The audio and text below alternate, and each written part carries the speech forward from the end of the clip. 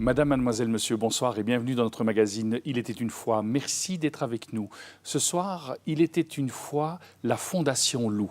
Luc Bolland, bonsoir. Bonsoir. Merci d'avoir accepté notre invitation. Luc Bolland, vous êtes l'administrateur délégué du Extraordinary Film Festival. Vous êtes également président de la plateforme Annonce Handicap, président de la Fondation Lou et papa de ce dernier. Et parmi les films que vous avez réalisés, vous avez réalisé celui qui est consacré à votre fils Lou, dont le DVD est disponible. Et je vous propose de regarder un très court extrait avant de notre rencontre. Lou, je m'appelle Lou, voyez, je suis fait comme vous, si ce n'est que où que j'aille, je n'ai que mon piano, ma canne blanche et le braille. Lou, je m'appelle Lou, voyez, je suis fait comme vous, si ce n'est, je vous l'avoue, que dans mon trou je traîne beaucoup. Oui, Luc Bolland, pourquoi avoir créé une fondation Lou?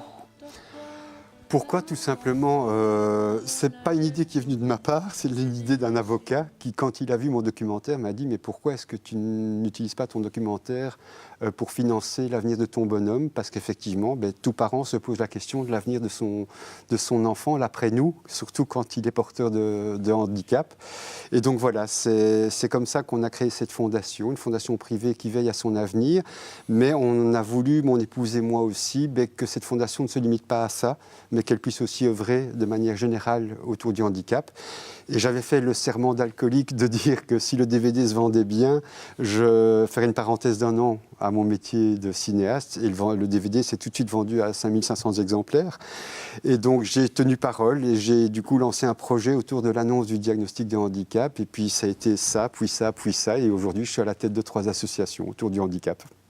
Comment s'est passée l'annonce du handicap de votre fils Mais bien, très bien. En fait, nous n'avons pas eu de problème par rapport à ça. Ça a été très bien fait de manière très humaine. Il y avait un médecin, un psychologue, une assistante sociale.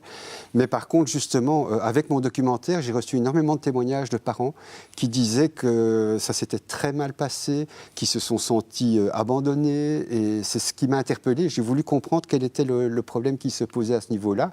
Et le problème se situe dans le malaise et le mal-être à la fois du professionnel qui doit annoncer et des parents qui, à un moment donné, ne peuvent pas entendre le diagnostic parce qu'ils sont dans ce qu'on appelle un état de sidération, qui est vraiment un système irrépressible du cerveau, une réaction. C'est le disjoncteur, c'est les plombs qui sautent au moment où on vous annonce une nouvelle pénible et que vous êtes pas capable d'entendre la chose et ça pose un problème parce qu'après vous ne savez plus ce qu'on vous a dit au niveau du diagnostic et donc vous repartez chez vous sans les informations nécessaires à une bonne prise en charge de votre enfant.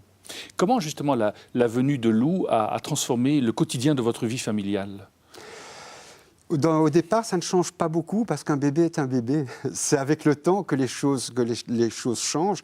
Et elles ont changé parce qu'on s'est rendu compte des insuffisances de la prise en charge scolaire et que donc on devait faire un tas de choses nous-mêmes pour l'éveiller.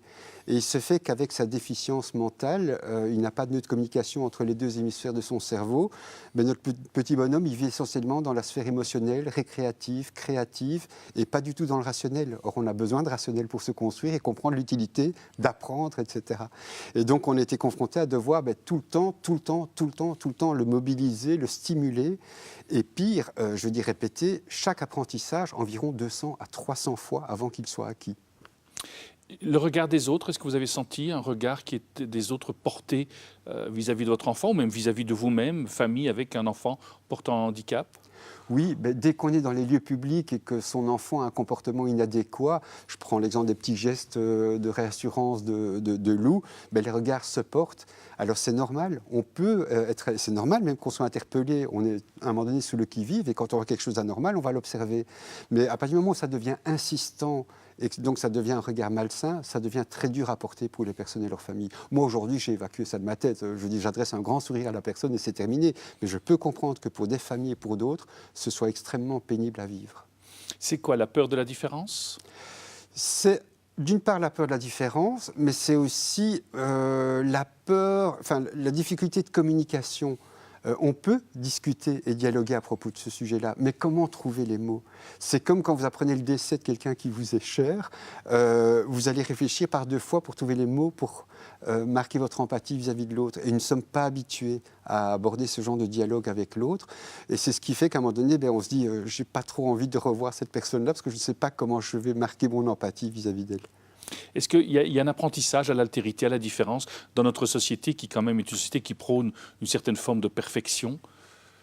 Je pense qu'il y a un énorme travail à faire vis-à-vis de l'altérité. Et je résume ça très simplement en 3 phrases par rapport justement au handicap. La déficience est le miroir de notre propre fragilité. Ça veut dire quoi? Ça veut dire que de la même manière on découvre enfant qu'on est mortel, on évacue ça de sa tête, sinon on ne vivrait plus. Eh bien, quelque part, le handicap, on n'a pas trop envie de le voir parce que ça nous rappelle notre propre fragilité.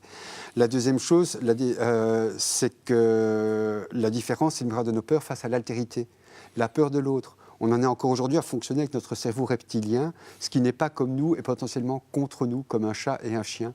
Et en regard de ça, oui, le handicap fait peur. On n'a pas envie de voir la personne avec ses comportements bizarres qui nous paraissent étranges. Et la troisième chose, c'est que l'incapacité, c'est le reflet de nos valeurs. Une personne déficiente, handicapée, va être incapable de toute une série de choses. Et au lieu d'aller chercher ses capacités, parce que toute personne a des capacités, même si elle est entre guillemets en état je ne dirais pas végétatif, mais bon, une personne infime motrice cérébrale qui ne parle pas, elle a des choses à nous apporter de manière évidente. Et donc, c'est un travail énorme à faire d'éducation au sein de la société par rapport à ça. Et c'est pour ça que j'organise ce festival, par exemple, sous le thème du handicap. C'est pour essayer justement de faire changer un minimum les mentalités.